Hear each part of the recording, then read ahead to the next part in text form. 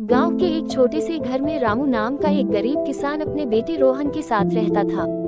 रामू दिन भर खेतों में कड़ी मेहनत करता था, सिर्फ इसलिए कि उसका बेटा पढ़ लिख कर बड़ा आदमी बन सके।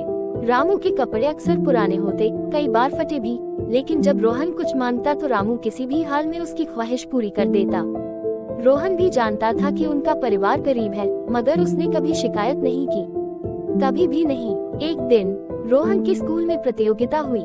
विषय था, मेरा जीवन का हीरो कौन।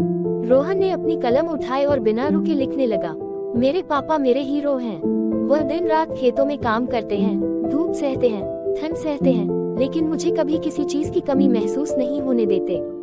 मेरे स्कूल की फीस भरने के लिए वह दूसरों के खेतों में भी मजदूरी करते हैं। जब मैं रात को सोता हूँ तो सोचता हूँ कि मेरे पापा के हाथों में कितने छाले होंगे, फिर भी उन्होंने कभी शिकायत नहीं की। मेरे पापा मुझे सिखाते हैं कि मेहनत सबसे बड़ी ताकत है। रोहन ने ये लिखते लिखते अपने आंसू पोंछे और कहानी स्कूल में जमा कर दी। कुछ दिनों बाद जब प्रतियोगिता का परिणाम घोषित हुआ तो रोहन की कहानी ने पहला स्थान हासिल किया। पूरे स्कूल ने तालियां बजाईं। स्कूल ने रोहन के पिता रामू को भी सम्मान के लिए बुलाया।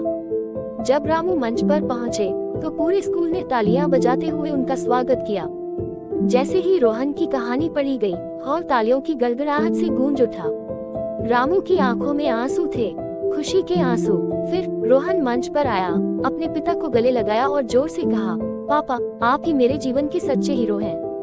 मैं जो कुछ भी हूँ सिर्फ आपकी वजह से हूँ। इस पर रामू की आंखों से आंसू बह निकले।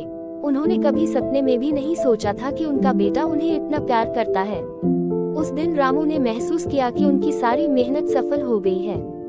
ये कहानी हमें सिखाती है कि माँ बाप का प्यार और त्याग अनमोल है। उनकी मेहनत और समर्पण का सम्मान करना हमारा फर्ज है और हमारा सौभाग्य भी।